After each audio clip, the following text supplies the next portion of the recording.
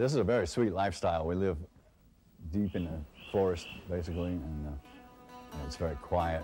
I set my own hours. I don't have to worry about punching that corporate clock or even climbing that ladder, as it were.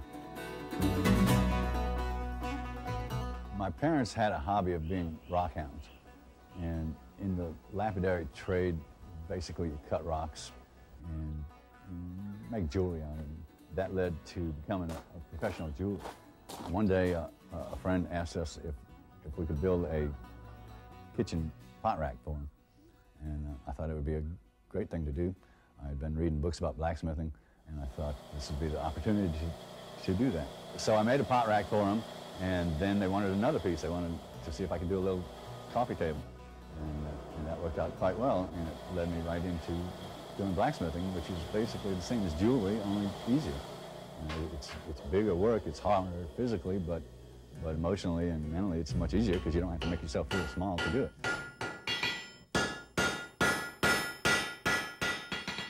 I worked for a shipyard for a couple of years, and that was very interesting because I learned to do a lot of things with metal, and I learned to work with people, and I learned to weld properly, and I learned to read blueprints, and I learned all of the industrial sides of things that I would run across while making furniture with blacksmithing. The biggest difference between what I do and what the traditional blacksmiths do is that I'm more of an artist that uses blacksmith as a technique for producing my art, as opposed to a blacksmith that makes horseshoes and hardware. Forging metal is very fulfilling in the respect that I can take a piece of cold industrial steel and turn it into a warm piece of art that has flowing lines. Living in southern Louisiana, we're surrounded by nature, and there's a lot of wildlife, there's a lot of flora and fauna around, and it's a complete catalog of examples to reproduce in metal. In colonial America, every town and village was built around a blacksmith shop because the blacksmith provided everything from farm tools to nails. Of course, today we have Home Depot and we don't need that. I inherited knowledge and some tools from my dad, who was pretty much a jack of all trades.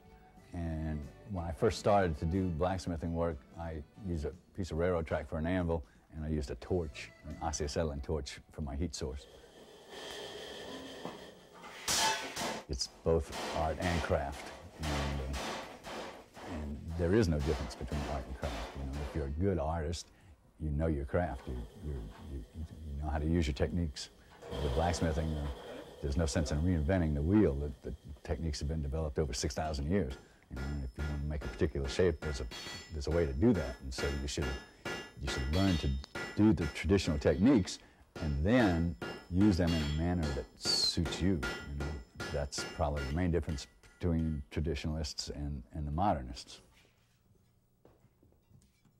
To do the egret, I take 2 flat sheets of metal and weld them together with a pipe stem that in this case is going to be where the legs are, and I put an air fitting on the end of the pipe stem.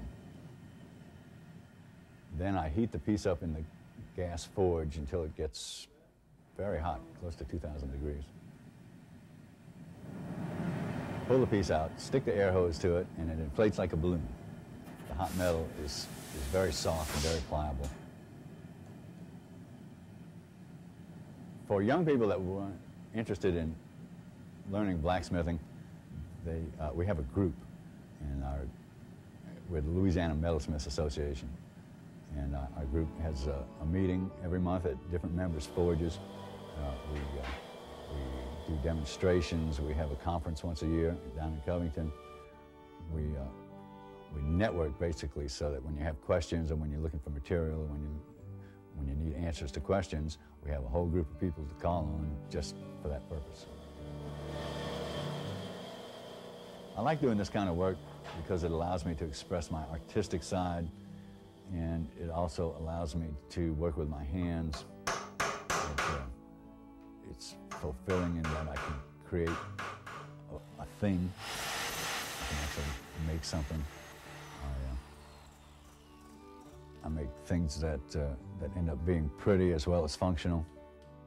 I enjoy what I do because it allows me to express my artistic sensibility as well as to actually produce a product that I can sell. At this stage of my life, I don't see ever changing to any other vocation. This is what I really like to do, and I think I'll be doing this for the rest of my days.